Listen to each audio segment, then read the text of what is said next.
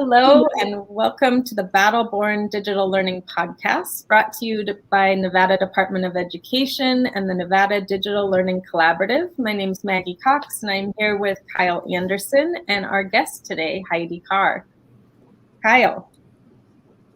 Hi, Maggie. How are you? Doing good. I'm excited. We're going to talk more about what is going on as far as best practices, tools for success in the classroom, and what's going on in Nevada digital learning this year. We have Heidi Carr, who is one of our digital learning engineers, and she's going to talk about some of the projects that she is working on. Yes, I'm excited for this. Heidi is a returning guest. She was on one of our first episodes back in the fall, and we asked her to come back on because she's got some really cool stuff that she's working on with the collaborative right now. But before we dive into that, let's first introduce Heidi and give her the chance to tell us a little bit about herself. Hi, Heidi. Hi, how are you guys this evening? Doing very, very well. Glad that you could take some time out to join Maggie and I. So for those that maybe didn't hear the first episode a few months back with you, go ahead, introduce yourself, tell us what you do, and just a little bit about yourself. So my name is Heidi Carr. Like Maggie said, I'm a Nevada digital engineer.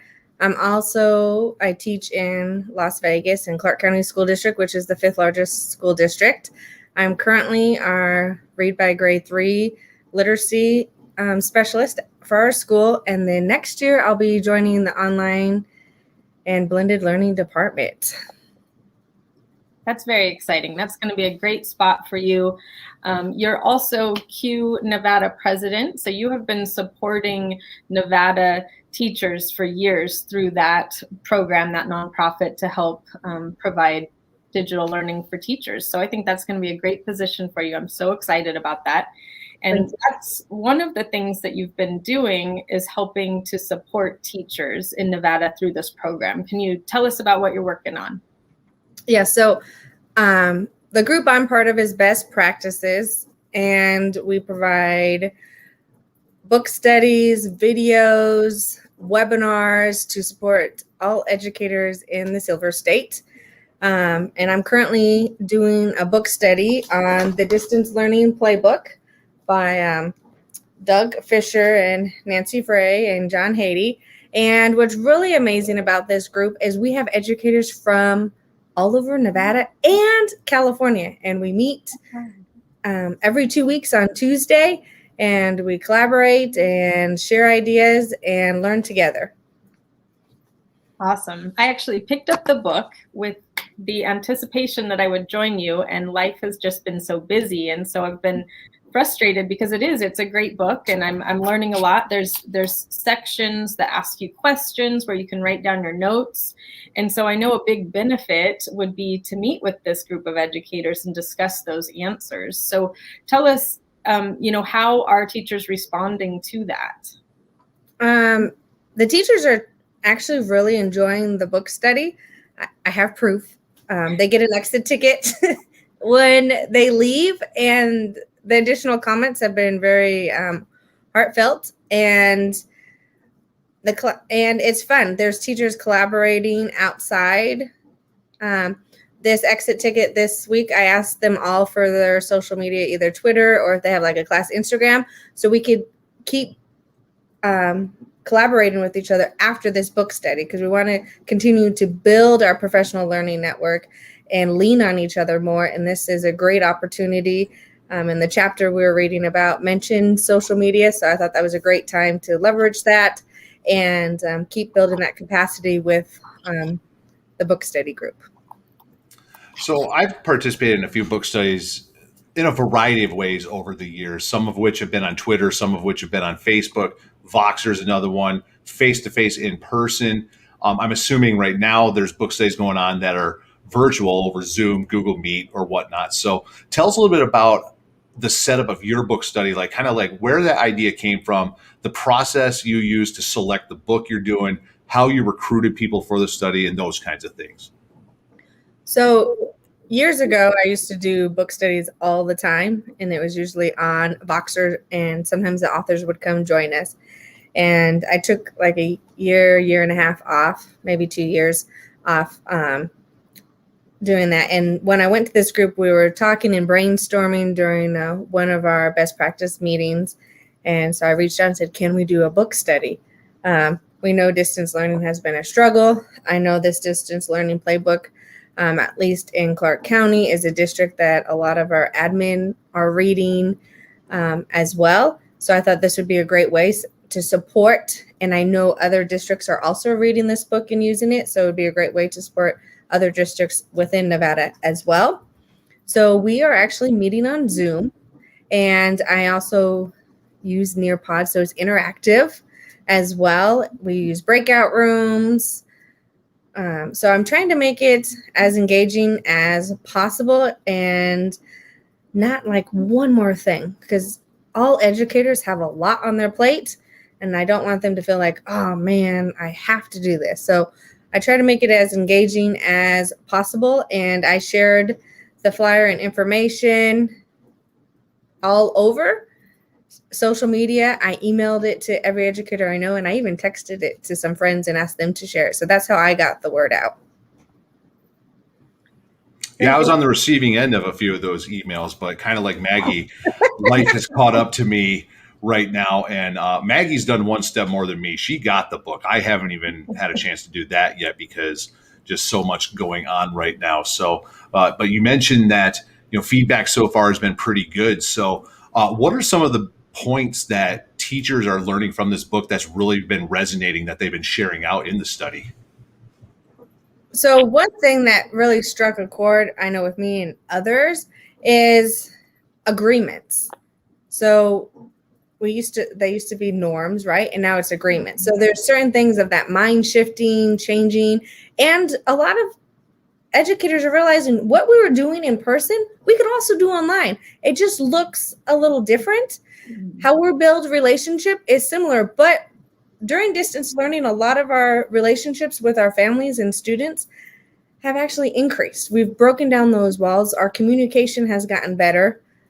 Checking in with students, it looks different, but we're actually getting more feedback as well, right? Every day when I was in the classroom, I would always ask them, how are they doing? They would draw a picture, and I would check in. So I think those tips and sharing what we're doing with our students has been really a powerful aspect to this book study. Mm-hmm. One of the things that struck me as I started into it on my own is that the very first module, like the first chapter, talks about self-care for teachers. Mm-hmm. And I thought that was so interesting, that we start with that focus of, making sure that you are connected. It even has little activities where it asks you to set up, like, who are your teacher buddies, who are you going to reach out to, who are you going to network to? And so as it starts that way, and you did this study, you were able to build in those little groups. And so you mentioned they sort of have a buddy. In fact, I think you've given it a name. So our state superintendent, Joe Niebuhr, always asks, do you have a battle-born buddy? So I've used that also in our book study. So I'm so glad you mentioned that self-care, because in our session, I asked, does everyone have someone they could check in with? And you also have an accountability buddy, because there are two different types of buddies, right? And some of them did not. And I gave them options. Do they want me to pair up with someone in the class or me? So there's some that I check in and try to hold accountable the best to my ability as well. And then there's others that found each other in the group. So that was a great way to start off. And I think self-care is important, because as teachers and educators, we sometimes get lost in who we are. We just see ourselves as a teacher, and we're so much more. So that self-care has been, I love that they started that off with this book first. Yeah, I thought it was great. Yeah, over this past year, that self-care has really kind of come to the forefront. I mean, it was something that was gaining momentum prior to the pandemic, to the point where I think a lot of people just kind of looked at it as one of those educational buzzwords. But now people are really starting to realize the importance. And I mean, just even my frame of thinking regarding self-care on a personal level, I've been taking much better care of myself with my nutrition and exercise. As we record this, today was my 155th day in a row of walking. Yay! And Congratulations. so thank you. And, in the process, I've lost almost 35 pounds as well. So I'm taking much better care of myself. But even in a conversation the other day, there was a substitute teacher that I was working with in one of the classes that I work with. And he's finishing up his degree at UNLV, and he's in the process of starting to apply for jobs in the Clark County School District. And he asked me, he goes, what kind of advice do you have for someone going into their first year teaching? And the first thing I told him was, in the interview process or application process, about following up with the schools that he's applying to, just to get them on the radar a little bit more. That was the first thing. But then the second thing I said was learning how to say no and taking care of yourself, which is something that many educators really don't know how to do. But especially in this past year, it's become even more important. And I feel I've done a much better job of doing that. And I know, Heidi, you and I have known each other for a long time. I know you've struggled to say no to things in the past. Has things kind of shifted for you as well? Yes. So now I analyze, right? What's the purpose? Like, what am I getting? So I'm getting much better at saying no, or, thinking. Because used to I'd be like, yeah, of course, no big deal. So sometimes I'll think about it and then get back. But I think that I am totally guilty of just saying yes and staying up all hours of the night just to get something done. Yes. I know Maggie's the same way too. Me too. I think I am doing better with that. And I teach high school. I've had to have conversations with the students and let them know that I won't be answering their emails at 11 o'clock at night. It's interesting teaching high school this way, because the emails will start coming through at about 8 p.m. And it is very likely that I'll get on the computer in the morning and have 6 or 7 emails from students that were sent between 8 p.m. and like 12 p.m. And I've even, I've gotten on to grade, like when we're getting into that last, week before grades due, and I can see students, turning assignments into Canvas at 2 a.m. in the morning. And so it's allowed me to have conversations with the students about, these guys are getting older, 17, 18, they're getting ready to head to college. And we've talked about time management. And, I had a girl stay up late, try to get all these work assignments in, and then fail a test the next day. So great learning opportunity. So we could talk about, what are we going to do next time? And there was an opportunity to make that up again. So we got through that, but just for her to realize, like, this is the kind of thing that can happen.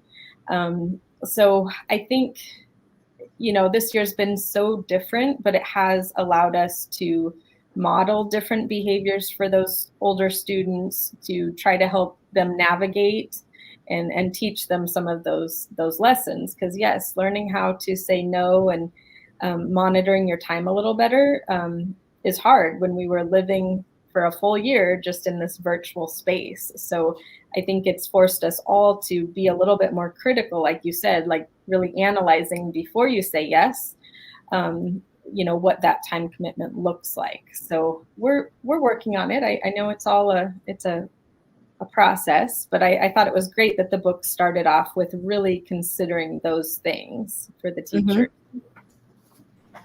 No, I agree. So besides the opening with the piece on self-care, which again, I'm going to have to get a copy of this and see this, because I think that's a great opening. What's something else from the book? And I'll open this up to either one of you, since you're both working on the book. What's something else that's really standing out to either one of you right now while doing this book study?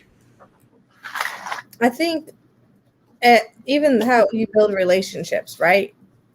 I think like their first day of schools, they talked about equity. They touched on a lot of different things. Right now, my book study, we're only through credibility. We'll start module 5 on May 4th. May the 4th be with you. So I think it's powerful of what ideas, what they've come up with, and how to make sure that you're being inclusive with your students, right? So, instead of saying norms, call them agreements, which to me makes sense. Especially when you read, because it represents, and I just opened it up, it's on page 29. Agreements represent the social contract of the classroom community, which is true, right? So I even started at school. I'm in charge of RTI, and we had norms. And when you know better, you do better. So I talked to the team and I said, now we're going to call them agreements because we all agreed on this, and that's what we're going to call. So that's how I've been also introducing it to my students and teachers as well. That's a great way to do it instead of norms, call them agreements. I've never really thought of it that way, but what may be a norm, quote unquote, to one of the three of us may not be the norm for one of our students in their home. So by calling it a norm, that student may be thinking, well, why am I going to do this? But this isn't how we do it at home. But just that frame of reference, by just changing the verbiage on it, just makes it that much more powerful, in my opinion. I love how that's been addressed instead of norms. That's great. Yeah, and they've also talked about when you design websites a little bit, like, are we creating our stuff distance learning for all of our learners? Can they read it? I know all of us had the pleasure and opportunity to learn more about universal design, right? And I think that's important that every educator takes a class on that, because there's a lot. Like, those Bitmoji classrooms are phenomenal. However, they're not friendly to students that can't read. If they're blind, they can't have, the text read to them because the links are hidden between those images. So I think, that's important. So I've taken stuff I've known in this book, and it's just been awesome. One area that stood out to me, it's the 4th chapter. It's called Teacher Credibility at a Distance. And I found that one interesting. It talked about trust building. Obviously, as educators, we know that's really important. It's stuff we do at the beginning of school year. And this year presented challenges, especially my high school students weren't turning cameras on. So a few of those freshmen I'd never met before, and I'm trying to, engage and build trust with them.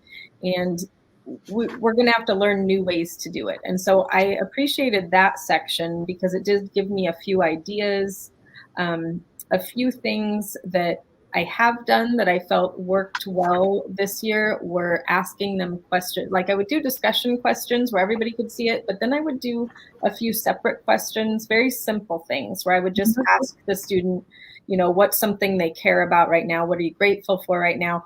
Little things to try to pull out, their things that they're interested in, so that I could try to learn more about these kids that I haven't seen them. Usually we have so many opportunities in the type of high school program I'm in. We have recruiting events where we meet the kids, and I'm able to develop rapport so quickly.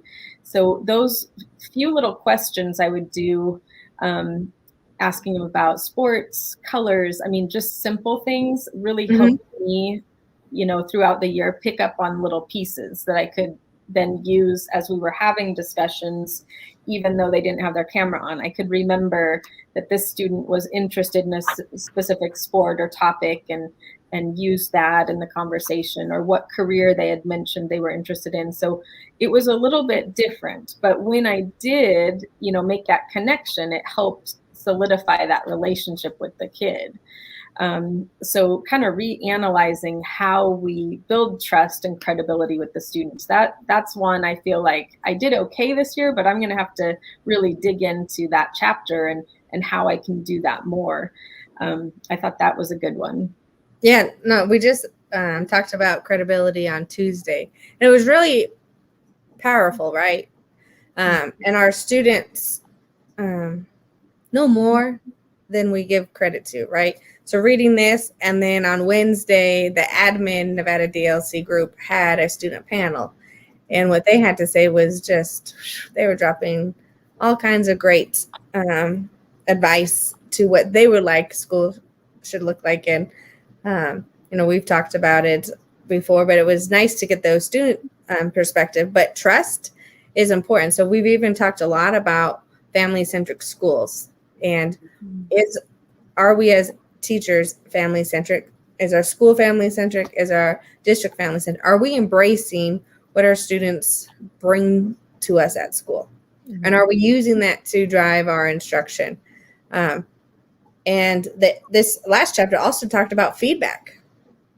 Like, yes. Is the feedback specific, right? So I even flipped the script a little bit because, yes, it's easy to think about us. But then I said, well, what happens when your admin does this? So, and the trust, like credibility even happens with our admin and our leadership teams within our district. And I think this chapter is amazing. And I'm looking forward to getting to the next module. Each one gets to me better in a unique way. And our conversations are getting deeper as well. But I think that's important. And our students want to be able to give each other feedback as well. Mm-hmm. And that has been something that's been nice in Canvas this year, using that with the discussion questions, because they can respond to each other, and we've been enjoying that. But I thought that chapter did delve into the importance of that very specific feedback to students. Mm-hmm. I just went over resumes. I was grading a few and saying specific things to each of them, like, I really like the way you did this. And how about we, add a date to this? They're so funny. Mm-hmm. They list all their awards and no dates. Yeah, we're learning. But that specific feedback, and anytime you can tie that in, and Canvas has a few options where they have that video, or you can, write a little note right on the assignment. So I think those were things that I've heard teachers utilizing that really do provide that specific feedback. Mm-hmm. And it also mentioned, and it was a question I asked the group, like, how are you getting feedback from your families and students, right? Because we're building relationships, we're building credibility, we should allow our families and students to rate us so we could adjust, right? And I know I did that when I was in the classroom first semester teaching 5th grade, and I was able to see, because I may be thinking a student was getting what we were doing in class, but then when I would ask them or their parent, either their answers match or they may be a little different, and we could have those conversations, which is important. And what I also thought was interesting, and I know we both all of us love technology in this group, but they mentioned about tools, right? We got to be okay and embrace new tools. And on here on page 72, it says, some of us remember traveling to the library and looking up information in the card catalog and then going to find the book on the shelf someplace. Mm-hmm. Okay. We have not stopped searching for that information, but the tools we use to find that information has changed. And to me, my light bulb went woo, because we're all at the age where we had to do that, right? Our kids we teach have no clue how we had to wait. One or two could go to that big, it looked like for them, it looks like a dresser, but with small drawers. You pull it out. It was on index cards, and you had to go through and then find the book, right? And it could take a long time. Not to mention the fact that you could do the work to look it up and go to the shelf to find it, and it wasn't there because someone had already checked it out. That is right, because we didn't have a system that said, we have the book, but it's checked out right now. So that is important, right? So this is one powerful thing about this past year. We've all had to embrace new tools to benefit students, as well as ourselves. Mm-hmm. And some of those tools, the students are more adept to or adapt to quicker than the teachers. So it was a challenge for some people to, try those new things. I'm really thankful that teachers have embraced it. That chapter, I think it was that chapter, mentioned also that as we embrace new tools, to not do too many at the same time, or switch it up too often, because you need time to learn it and the student needs time to learn it. And if you switch too fast, that can actually lose trust again, right? So I know we talk about this a little bit in our teacher education stuff, but maybe learning one tool, add one new thing. Every time you go to a conference, you'll get about 50 new things, and just take back the one, that you really want to do. I thought that was a good point too, because it can be overwhelming to some folks. Mm-hmm. Now, Heidi, it sounds like at this point you're kind of wrapping up on this book study, and we're wrapping up on the school year. Do you have any plans for further book studies, maybe over the summer or into next year? Yeah, so some of the feedback that I got was they want to do more book studies. So yes, I will be doing future book studies. And as soon as I have those dates available and ready with the book that we will be doing, I will be sharing that on social media. And I will email you both as well so you could share and spread the word. I think book studies are a great way to grow and learn, as well as build your PLN and collaborate. So speaking of social media, then how can people connect with you so they can be notified of any upcoming book studies and to connect with you further? I'm on Twitter and Boxer, so it's Carr with 2 R's _8, or on Instagram, Carrific Class.